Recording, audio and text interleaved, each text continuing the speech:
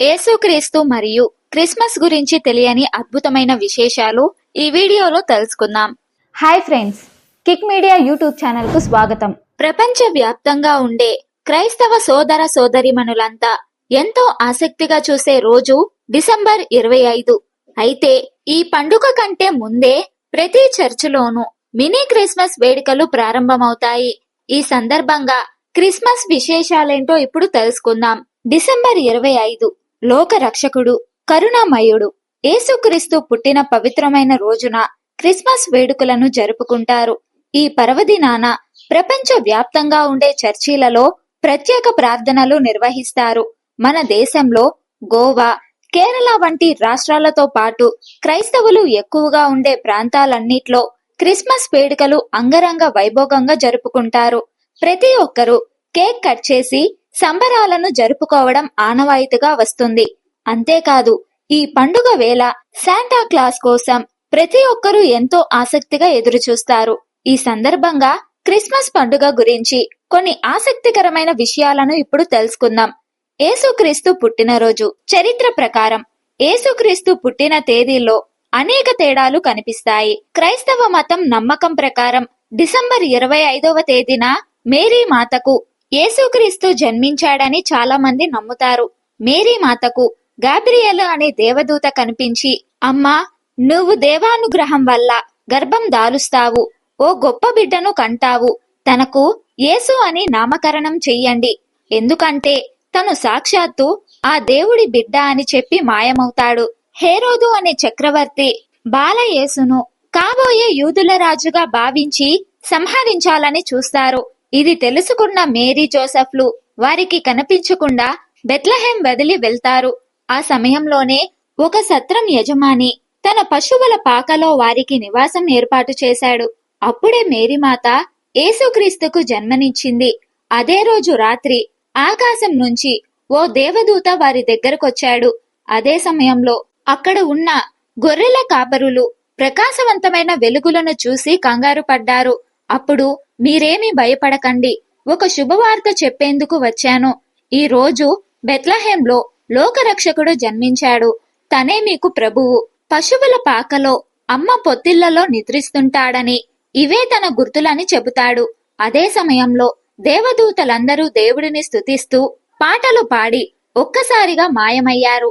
అనంతరం గొర్రెల కాపరులు ఆ పశువుల పాకల్లోకి వెళ్లి చూడగా శిశువుతో పాటు మేరీ జోసెఫ్లను చూశారు. దేవదూత తమకు చెప్పిన వివరాలను అందరికీ తెలిపారు. అలా 2000 సంవత్సరాల క్రితం డిసెంబర్ 24వ తేదీన 12 తర్వాత యేసు జన్మించాడు. దీంతో ప్రతి సంవత్సరం 25వ తేదీ రోజున క్రిస్మస్ పండుగను జరుపుకుంటారు. మరో కథనం ప్రకారం క్రిస్మస్ ముందు రోజు రాత్రి శాంటా తాత ఆకాశం నుండి వచ్చి తమకు గిఫ్ట్స్ ఇచ్చి వెళ్లాడని చాలా మంది నమ్ముతారు. అందుకోసం తమ ఇళ్ల ముందు క్రిస్మస్ ట్రీకి మేజోళ్లు వేలాడదీస్తారు. వాటిలో శాంటా తాత గిఫ్ట్లను వేసి వెళ్లాడని చాలా మంది నమ్ముతారు. క్రిస్మస్ సందర్భంగా పేదలకు దాన ధర్మాలు చేయడం, మిషనరీలకు విరాళాలు ఇవ్వడం, లోకహితం కోసం ప్రత్యేక ప్రార్థనలు చేయడం సాంప్రదాయకంగా వస్తుంది. క్రిస్మస్ యేసుక్రీస్తు జననానికి గుర్తుగా ప్రపంచ వ్యాప్తంగా వందల కోట్ల మంది ప్రజలు జరుపుకునే మతపరమైన సాంస్కృతిక పండుగ. క్రీస్తు అన్న పదము గ్రీకు భాషలో క్రిస్తోస్ నుండి పుట్టింది. ఇది హిబ్రూలో యేసయ్యకు సమానం. క్రీస్తు అను పేరు 4 సువార్తలలో 56 పర్యాయములు, కొత్త నిబంధన పుస్తకములలో 256 సార్లు ప్రస్తావించబడినది. బైబిల్నకు కేంద్రము యేసుక్రీస్తు ప్రభువే. ఆయన ఆదికాండము 1వ అధ్యాయము 1వ వచనం నుంచి, అనగా సృష్టికి ముందు నుంచి ఉన్నవాడు అని బైబిల్ తెలియజేస్తుంది. మత్తాయి, మార్కు సువార్తలలో యేసు యొక్క వంశవృక్షం వివరించబడింది.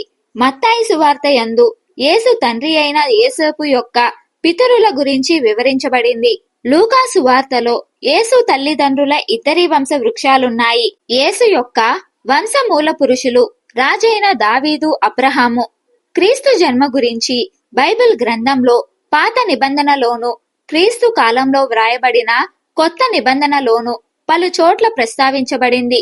ముఖ్యంగా క్రీస్తు పూర్వం అనగా 700 బీసీలో ప్రవక్త యేషయా 7వ అధ్యాయం 14వ వచనం తన గ్రంథంలోని 7వ అధ్యాయం 14వ వచనంలో యేసుక్రీస్తు గురించి పరోక్షంగా ప్రవచించడం ప్రత్యేకమైన విషయం. అలాగే యెషయా 53వ అధ్యాయం కూడా యేసు ప్రభువు గురించి పరోక్షంగా ప్రవచించడం విశేషం. యెషయా మరణించిన 700 సంవత్సరాల తరువాత యేసు బెత్లెహేము అను గ్రామంలో యేసేపు మరియా దంపతులకు జన్మించడం జరిగింది. బైబుల్ ప్రకారం కన్యకైన మరియకు స్వప్నంలో దేవదూత యేసు జన్మము గురించి మత్తాయి, లూకా సువార్తలలో చెప్పడం జరిగింది. యేసు వడ్రంగి వాని కుమారునికి పిలువబడ్డాడు.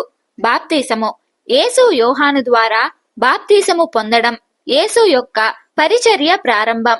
యోర్దాను నదిలో ప్రజలకు బాప్తిసమిస్తూ దేవుని రాజ్య సువార్తను ప్రకటిస్తున్న యోహాను యొద్దకు యేసు బాప్తిసము పొందడానికి వచ్చాడు. తన యొద్దకు బాప్తిసము పొందడానికి వచ్చిన యేసును చూసిన యోహాను తనకు యేసునే బాప్తిసమిమ్మని అడిగితే యేసు ఇప్పటికీ నీతి నెరవేరునట్లుగా తనకు యోహానునే బాప్తిసమివ్వమని అడిగాడు. యేసు బాప్తిసము పొంది నీటి నుండి లేచినప్పుడు ఆకాశము తెరుచుకొని దేవుని ఆత్మ పావురం వలె దిగివచ్చింది.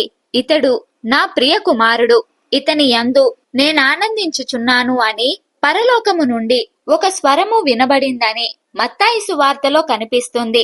యేసు ఎన్నో అద్భుత కార్యాలు చేశాడని బైబిల్ వాక్యాల్లో కనిపిస్తుంది.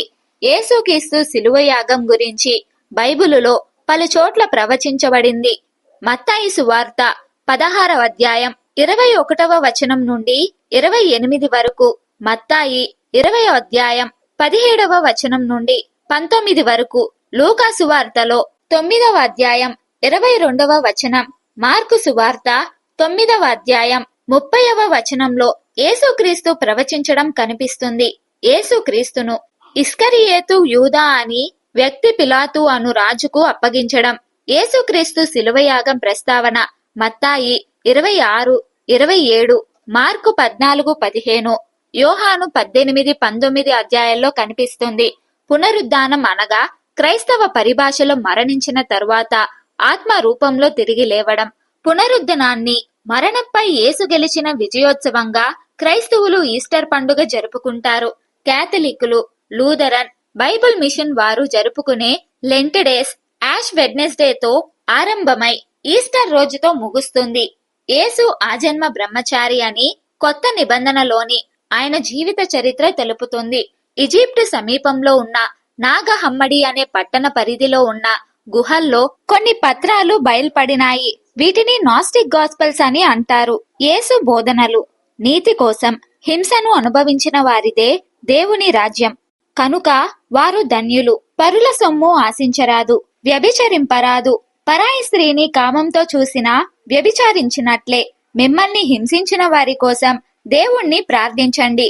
మీరు దానం చేసినప్పుడు నలుగురికి తెలిసేలా చెయ్యకండి. మొదట ఆయన రాజ్యాన్ని, నీతిని వెదకండి, అప్పుడు అవన్నీ మీకు లభిస్తాయి. ఎవడైనా నన్ను వెంబడించాలనుకుంటే తన కోరికలను కాదనుకొని సిలువనెత్తుకొని వెంబడించాలి.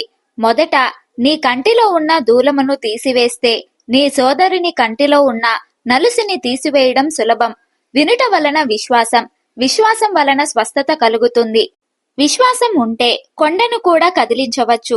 నీవు విశ్వసించగలిగితే విశ్వాసం ఉన్నవానికి ఏదైనా సాధ్యమవుతుంది. ప్రార్థన చెయ్యునప్పుడు అడిగినన్నిటినీ పొందియున్నామని నమ్మండి, అప్పుడు మీకు అన్నీ కలుగును. నేను నీతిమంతుల కోసం రాలేదు, పాపులను రక్షించడానికి వచ్చాను. నన్ను స్వీకరించువాడు నన్ను పంపిన దేవుణ్ణి స్వీకరించినట్లే. చూచి నమ్మిన వారి కంటే చూడక నమ్మిన వారు ధన్యులు. దేవుడు మీరు అడిగినవన్నీ ఇస్తాడని విశ్వసించి ప్రార్థించండి. నేనే మార్గమును, సత్యమును, జీవమును. మనుషులలో ఘనముగా ఎంచబడినది దేవుని దృష్టికి అసహ్యము. ఈ రోజు మన వీడియోలో యేసుక్రీస్తు జననం మరియు క్రిస్మస్ ప్రత్యేక విషయాల గురించి తెలుసుకున్నాము. మీకు మరియు మీ కుటుంబానికి క్రిస్మస్ శుభాకాంక్షలు. ఈ క్రిస్మస్ మీ జీవితాల్లో ఆనందం, శాంతి, ప్రేమను నింపాలని ఆకాంక్షిస్తున్నాం. ఈ వీడియో గురించి మీ అభిప్రాయాల్ని కామెంట్స్ లో తెలియజేయండి. ఈ వీడియో మీకు నచ్చినట్లయితే లైక్ చేయండి, షేర్ చేయండి. మరిన్ని ఇంట్రెస్టింగ్ వీడియోల కోసం మా కిక్ మీడియా యూట్యూబ్ ఛానల్ ని సబ్స్క్రైబ్ చేయండి. Thank you.